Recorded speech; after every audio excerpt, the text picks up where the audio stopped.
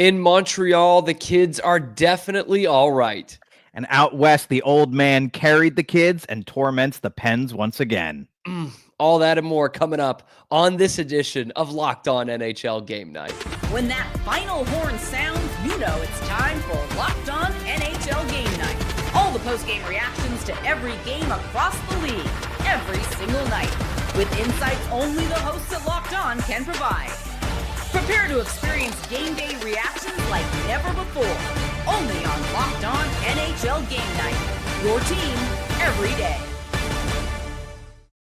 Hello and welcome to another episode of Locked On NHL Game Night, the first and only stop for those who want to know what happened the night before in the NHL. It's coming to you from us. I'm Stuart and Alex Wiederspiel as we break down everything that happened in the NHL on this Tuesday night. We have got so much to throw at you, from Montreal to a big comeback out in Calgary, and then Chris Kreider rolling back the years for the Anaheim Ducks. It's all coming up right now. We are going to start where we start, and that is what became kind of a surprisingly great game, and that was the Seattle Kraken up in Montreal, home opener for the Habs. Alex, before we get into this one, there's obviously so much hype around this Canadiens team and the young guys. This is what absolutely stuck out from this team tonight. They're going to be a fun one to watch, if nothing else.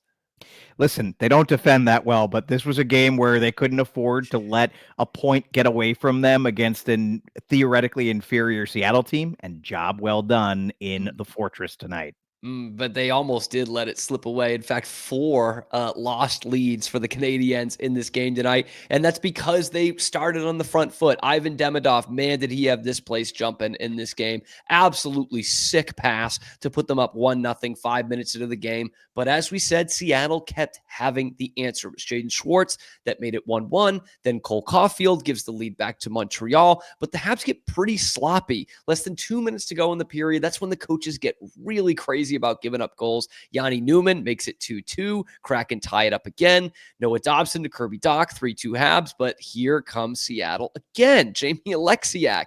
Then Jared McCann. First lead of the night, 4-3 Kraken.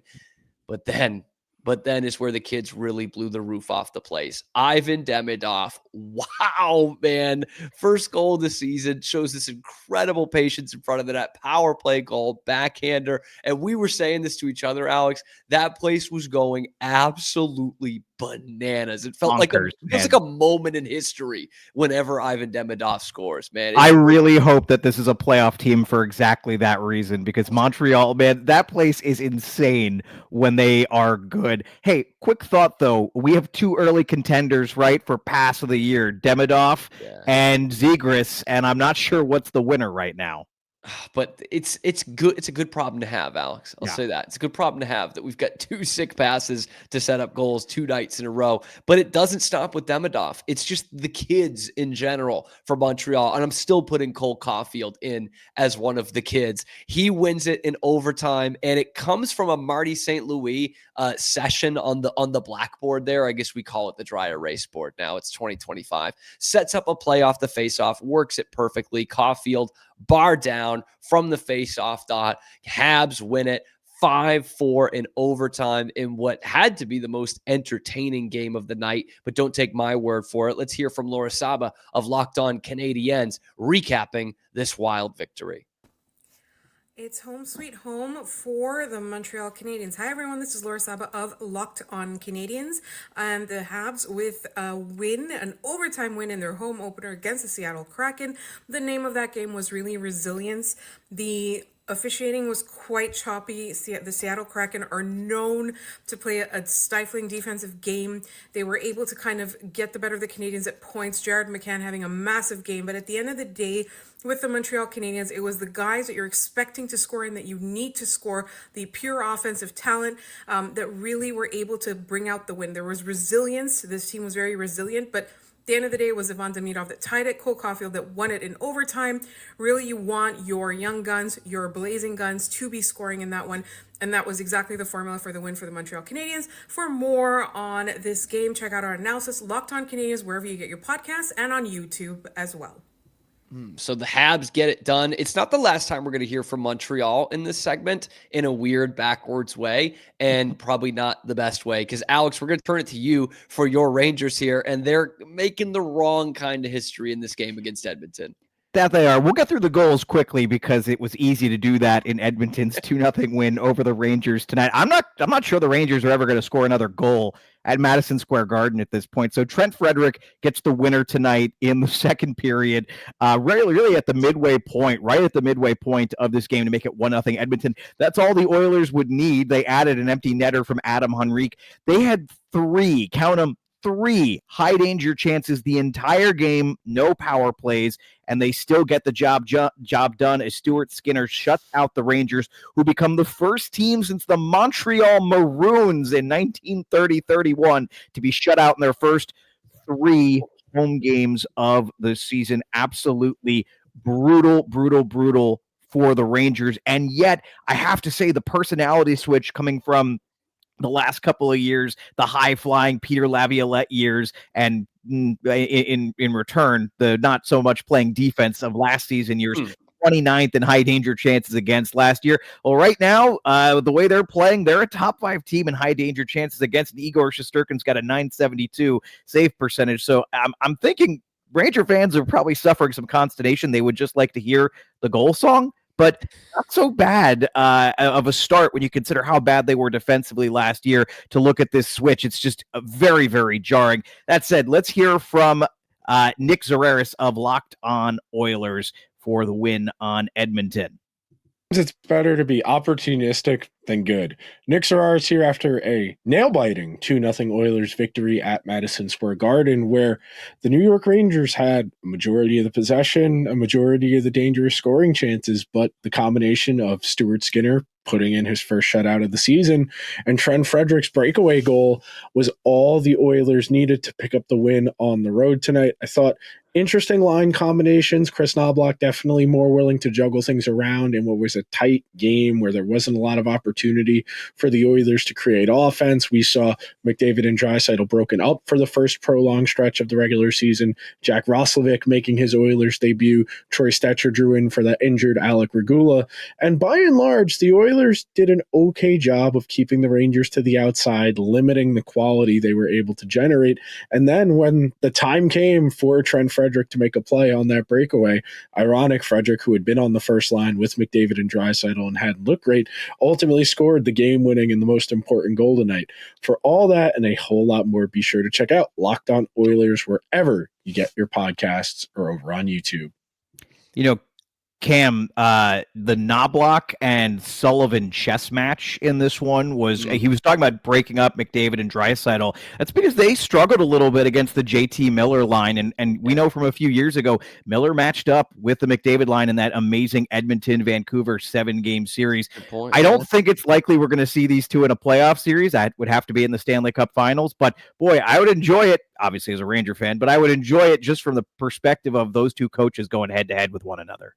It could be. It could be a heck of a chess match. I'm hearing it all the way from Edmonton, though. 7 more years of Trent Frederick, man. They just can't wait to see more of what this kid has to offer. And we can't wait to give you more of what happened in the NHL tonight, because you talked about a potential playoff matchup. Hopefully, fingers crossed, knocking on wood, somewhere down the line between Edmonton and the New York Rangers. We got what could have been a playoff preview with the way it was played out in our nation's capital. The Lightning and the Capitals played a real intense one that goes to overtime. Who is going to get that elusive overtime victory? We'll tell you next on Locked On NHL Game Night.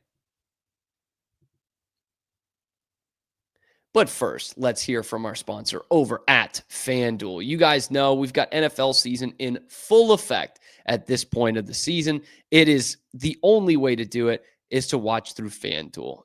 You got an offer that you don't want to miss. Right now, new customers can bet just $5 and get $300 in bonus bets if you win. That's right. You pick a bet, you put down $5, and if it hits, you're going to unlock $300 in bonus bets to use across the app. For me, it makes watching football even more exciting when you got a little something riding on the action. Whether you're a casual fan or you love diving into the stats, FanDuel makes the game day experience so much better. So let me ask you this. What are you waiting for? Visit FanDuel.com to download the FanDuel app today and get started. Visit FanDuel.com, download the FanDuel app today, get started. This is an offer that you don't want to miss. Now let's get back to the show. As promised, we're going to keep it in the Metro, but we're going to send you out on the Metro. You see what I did there, Alex? Washington, D.C. You see that? Pretty good. That was pretty good. We're going to send it out to D.C. And honestly, Alex, this Capitals Lightning game had a real playoff feel to it. Well, these are already two of the, I think, fair to say, most violent and most post-whistle teams in the Eastern Conference, if not in the NHL. Tampa's got to be under their bonnet, man. Since that Florida preseason game, they're going to want to fight everybody this year. I'm here for it. Give me some edge, Tampa. Yeah. I like it. Jake Gensel opens the scoring in this one, his first of the season for the Lightning. The game, as you mentioned, I got to culturally appropriate here. It got wicked chippy. I'm borrowing your people's terminology. The New Englanders. 2 minutes left. Culture is the costume tonight. That's fine. I'll allow it. 2 minutes left in the second period. Unbelievable play by Connor McMichael. He chases the puck behind the net. Andrei Vasilevsky thinks he's going to wrap around. Instead, drops it back for who else? The big man, Alexi Protas, who shoots it into the empty side. Vasi's got no clue. 1-1 at that point. 2 minutes into the third, Braden Point redirects a Victor Hedman shot for a power play goal. It's a 2-1 lead. Then you've got Dylan Strome, guy the Rangers should have gone after many years ago, just saying. Dylan Strome's shot deflected by Tom Wilson on almost the exact same play. Power play goal. Caps tie it at 2. Each team got a power play goal in the first 5 minutes of the third, and then into overtime, Jacob Chychrun does the job. Really nice feed from Wilson, and Chychrun goes backdoor. Caps win 3-2. Dan Holme of Locked On Capitals has got the rest of the details. Jacob Chychrun and the Capitals win it in overtime. Hi, this is Dan Holme of Locked On Capitals. Well, I know it's only October, but this game definitely had a playoff feel. Very physical. And you would swear that these two teams were fighting for a playoff spot. But Tom Wilson, man, in this game, he really showed up huge in this game, adding 2 assists, and was directly responsible for the Capitals' win in this game. Make no mistake about it. And Connor McMichael, he had to step up and play a big role as Pierre-Luc Dubois was out of this game, and he was huge in this game, assisting on the game-tying goal. As far as the special teams are concerned, the power play showed improvement, which has been, well, honestly horrible all season. Dylan Strome setting up Tom Wilson with that crucial game-tying goal was huge. And other players of note as well as Justin Sordoff had an impressive game. Strong two-way play, kind of a nondescript time with the Capitals so far, but all things considered, a nice group victory for the Capitals. I'll have much more on this for you later on Locked On Caps. And it was a theme of last year, Alex, when Washington kind of came out of nowhere, going from one of the worst 8 seeds ever to the number 1 seed in the Eastern Conference. Comeback wins.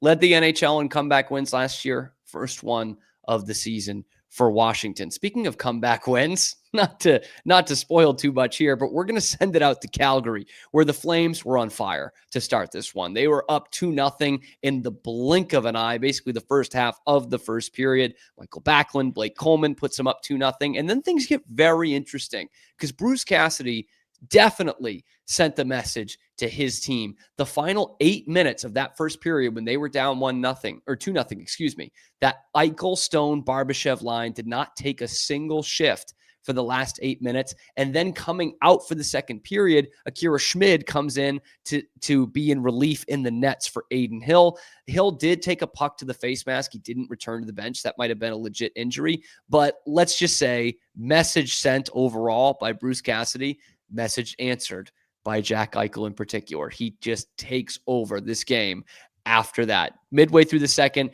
he has a shot saved by Dustin Wolf, follows it up with his own rebound right on the goal line, puts it in, makes it 2-1. And then things get real interesting in the third. Broken play that was going to be a Dustin Wolf penalty. It squirts out to Caden Korzak, his first goal of the season. Just like, the up and down, the great forwards, the great scorers they have on this Vegas team. I'm thinking third period game tying goal, Caden Korzak.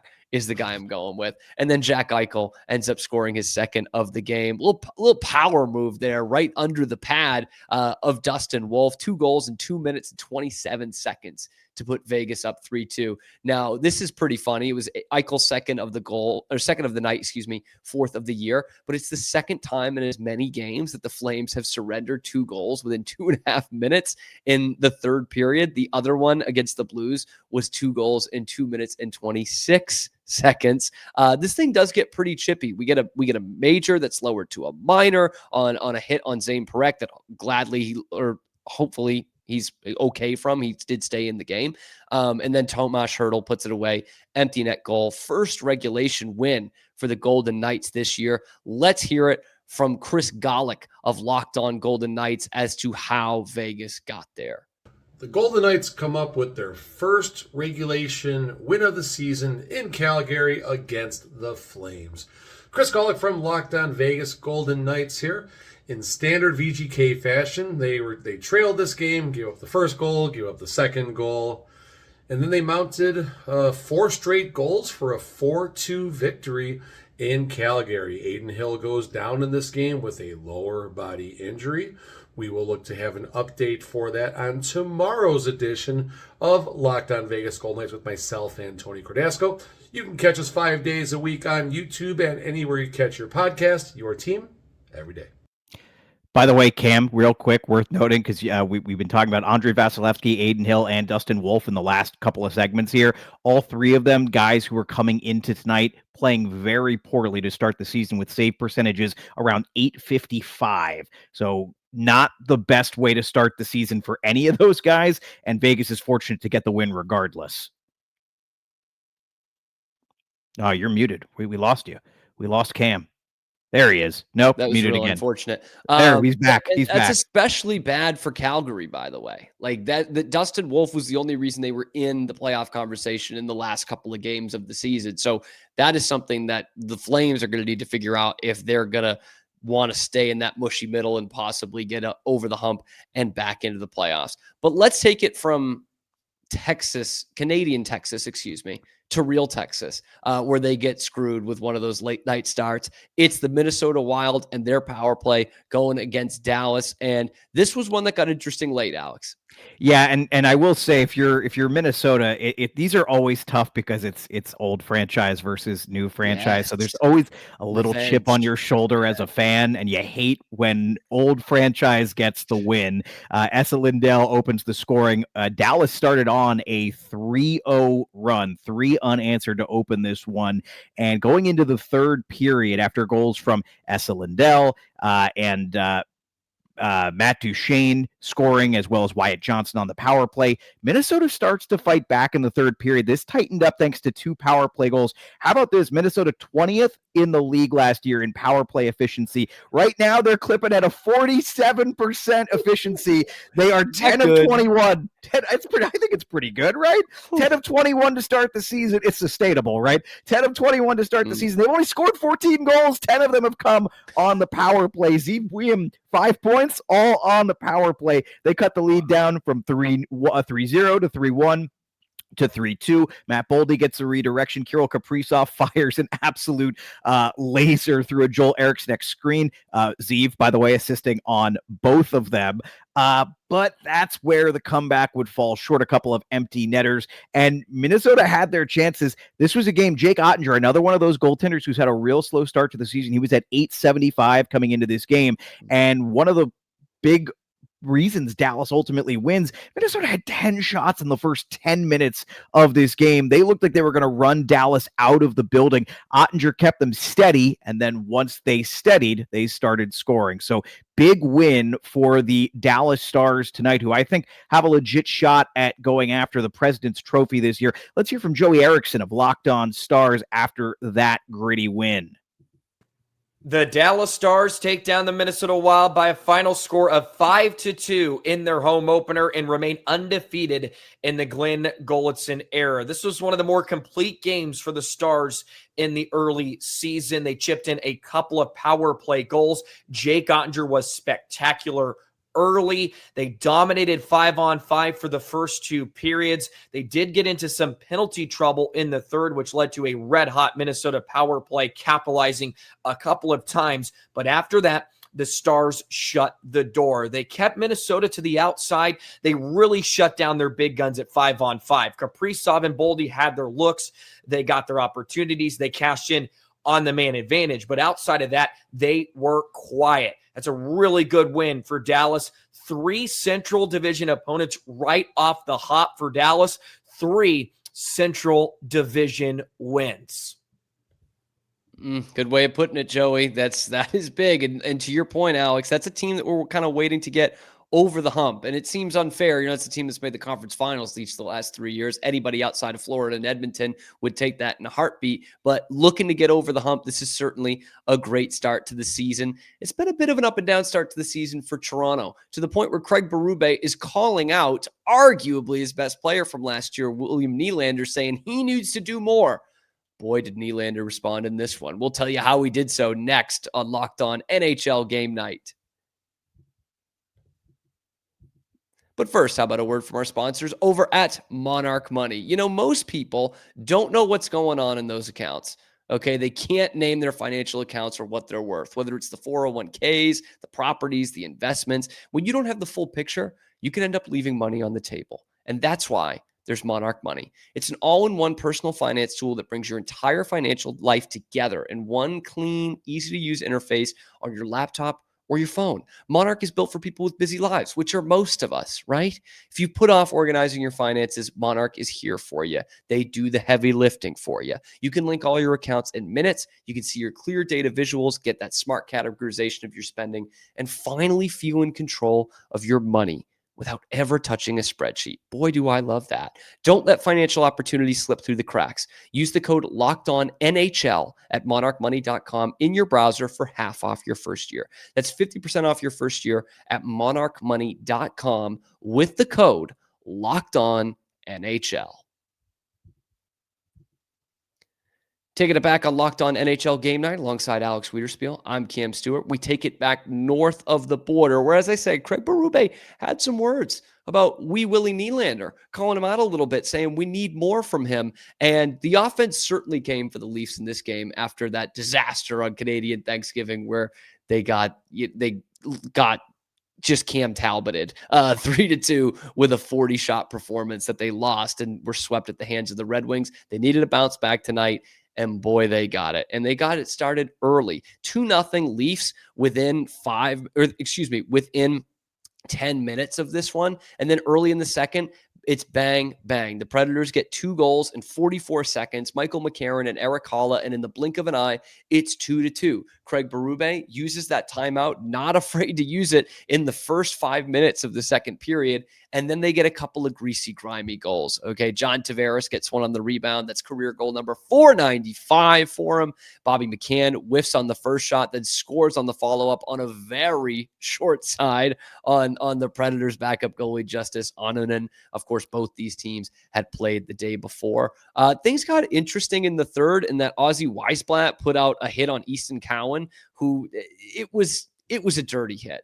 Cowan did not see him coming, obviously did not have the puck, and Ozzy hits him right into the goalpost. Well, in the next shift, Austin Matthews scores in a 2-on-1 from Matthew Nyes, and that is not only important because it extended the lead to 3 for Toronto, but it was also the first career point for one Easton Cowan, and boy, are they going crazy in part of Ontario for that. The goals kept coming mainly with the empty net. Toronto wins this one 7-4. David Morisuti of Locked On Leafs talks about that bounce back and William Nylander's big-time response in this game. William Nylander answers the call from Craig Berube. David Morrissey here from the Locked On Leafs podcast. A day after his head coach called him out for a lack of shooting and offense, William Nylander responded with a goal and 3 points in a 7-4 victory for the Leafs over the Nashville Predators. It was a big offensive performance with all the big guys coming up big. Austin Matthews scoring 2 goals. Nylander, as we said, also scoring a goal. Easton Cowan registering his first assist and point in the NHL. He's been looking really good on that top line. John Tavares also had a goal and 2 assists, and Matthew Nyes with 3 points. So it was a big Much needed bounce back effort from the Leafs, especially after 2 games where it looked like they were putting together some good rhythm offensively, but not much to show for it with 2 straight losses. They're now back in the win column, 2-2 on the season. We'll discuss that and more on the latest edition of the Locked On Leafs podcast, part of the Locked On Podcast Network, your team every day. Certainly the offense was out there for the Leafs tonight. 4 different guys with 3-point nights. You heard from a couple of them, Nylander, Nyes, Tavares. And how about Oliver Ekman-Larsson is the other guy. I think he was the only one who had all of his points with a goalie in the net. So shout out to OEL. Great puck-moving defenseman. Boy, do we hear that a lot. But now let's send it out to the West Coast, Alex. Out in San Jose, Sharks had their future on the ice tonight. Let's see how that worked for them against the Canes, though. The answer is it didn't. However, some bummer. fun trivia. 3 teenagers in the lineup for the Sharks for the first time since 1998. Do you know who that included? You know what current coach that included? What current coach? Ooh, that makes it different. Oh, yeah. I'm going to go with a guy who started his career with San Jose. Marco Sturm? That's Part the of one. Joe Thornton trade? That's the one. Marco Sturm was one of those 3 teenagers. Patrick Marleau, the other. I did not write down Marleau the third, had to be admittedly. the other. Yeah. Yes, I did Or not one write of them. down the third in that one, but I want to say we'll find out later. Mike, I didn't write down the third. That's on me. Clearly, That's on me. he's not relevant. That's fine. You know, I'm pretty sure it was somebody big, but that's okay. Hey, Michael Misa makes his debut tonight, and he's one of the 3 teenagers who debuted tonight. Not really the most auspicious start for Misa in this one. I think he wound up being a -1 and didn't really get involved in much. Carolina and San Jose, they traded shots back and forth a little bit early, and then the Canes really kind of clamped down on this one. An absolute bomb from Sean Walker opens the scoring early in the second period, 1-0 Carolina. William Eklund did answer a few minutes later, and that was it, as Carolina would dominate the rest of the way. Carrier scores a goal. Bussy robs Adam Gaudette, and then on the ensuing rush after that robbery, Eric Robinson scores, and that felt like the backbreaker. 3-1, 5-1 the final at that point. JD Young of Locked On Sharks has the rest. The Sharks get absolutely steamrolled by the Carolina Hurricanes 5-1. I'm JD Young of Locked On Sharks. And what was Michael Misa's NHL debut? He was upstaged by Canes goaltender Brandon Bussi. Bussi made some incredible saves early to keep the Hurricanes in it, as the Sharks did apply a lot of pressure and had a lot of opportunities early, but the Sharks just ran into a team that is much, much better than them. The Hurricanes held the Sharks shotless in the entire third period and just put a chokehold on this Sharks offense. We'll talk about Sam Dickinson, who struggled tonight, Michael Misa's NHL debut, and more on your next episode of Locked On Sharks, wherever you get podcasts. And of course, you can watch on YouTube as well. For those of you watching on YouTube, I do want to highlight that awesome t-shirt that JD Young is wearing that says "Defense is for nerds." Love that. That's a man who's coming off a 7-6 victory in the game before this one, who is saying that defense is for nerds. And of course, that defensive struggle 7-6 on Saturday came against the Anaheim Ducks, who were also in action tonight. Our 8th and final game on the NHL schedule of this night. It was their home opener. They had the Duck masks being handed out at the game. They actually said it was their highest attendance for a Ducks home game ever. How about that? Pittsburgh. Didn't they win a Stanley Cup in Anaheim? Yeah, they played 2 Stanley Cup finals in, I don't know if they expanded the building or what, but for some reason, this was it. They were like, okay, we've locked up Mason McTavish. We've got Chris Kreider on the roster now. It is time to get out to the Honda Center. At least that's what I think it's still called. I have no idea. We waited all day for this game, and it got started pretty quick. Justin Brazeau again, 103 into the game, his 4th goal in 4 games. By the way, folks, his career high was set last year with 11. I think he's on a pretty good pace right now. And then 7 minutes into the game, so 6 minutes after that, a Shea point deflected in, this time by the former Duck, Ricard Raquel. It's 2-0 Penguins in the blink of an eye. But 3 minutes later, the Anaheim Ducks needed a hero, and the guy they're calling on to be their hero right now is Chris Kreider. Not Clark Kent, but the same initials. Chris Kreider on the doorstep, where else would he be? Gets the answer on his third of the year. That cuts the lead to 2-1. Then 30 seconds left in the first. Cutter Gauthier wide open at the faceoff dot. And boy, does that kid have a shot. Blasts a one-timer to tie it 2-2. Midway through the second, Drew Hellison gives Anaheim their first goal from a defenseman this year. But more importantly than that, Alex, it's Anaheim's first lead of the season. 3-2 Ducks at that point, but the Penguins would come roaring back on a really tough luck goal for Anaheim all the way around. Anthony Mantha's shot hits Jacob Trouba's stick. It breaks Jacob Trouba's stick, and it deflects into the net. And then Joel Quenneville and the Anaheim Ducks, they challenge it for offsides. Now, Mantha barely, but he was offside. But Alex, this is you and I, like we both kind of hate this, and I think a lot of hockey fans hate this. Like that was like millimeters. Like I'm kind of. Are you kind of glad that goal held up? Anything to throw chaos into the system at this point.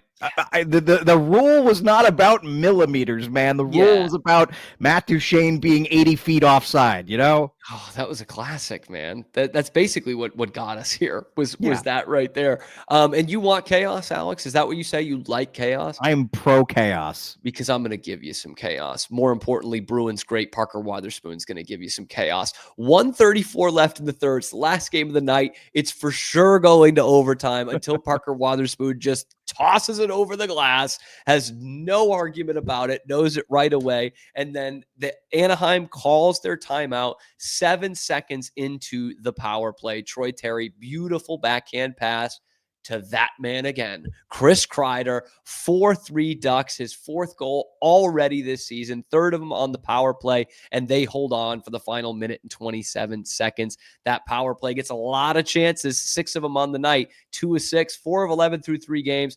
They were the worst power play in the league last year, but your man Chris Kreider is certainly elevating that team in the early going, Alex. I think, again, sometimes there are things as mutually beneficial trades, and sending out Zegras and bringing in Kreider, guys who ironically know each other pretty well and work out together in the summer, from what I understand. Sometimes bringing one guy out and one guy in, that stylistic change makes a huge difference. And man, how close was Kreider on all 3 of his goals this season and the 2 tonight? What was he, within 4 feet of the net? Oh, yeah. Maybe he was. He might have been closer than that. Phil Esposito thought he was too close to the net. I'll put it that way. But a couple of Beanpot guys right there, by the way. Trevor Zegras, Chris Kreider, opposite sides of Com Ave. It was the BC Eagle who got the winner in this game tonight. And that wraps it up. That's why you buy the guy. But that wraps it up for the night that was in the NHL as the Ducks get the thrilling 4-3 victory at home. That'll do it for all of us here at Locked On NHL Game Night. What did you think of this night in the NHL? And what do you think about this Montreal team and the hype that's behind them? Can Anaheim make the leap? That was a popular pick for a lot of people in this offseason. And this Tampa-Washington thing, man, that was nice. Tampa can't win hockey games right now, but they're still going to be a big-time player in the Atlantic Division. Let us know your thoughts down in the comment section below, and let us know what you're looking forward to tomorrow night or tonight as you're watching this. On Wednesday, we will have all the action for that one as well. For Alex Wiederspiel, I'm Cam Stewart. Like the video, subscribe to the channel, and we will see you tomorrow night to break down another night that was in the NHL on Locked On NHL Game Night.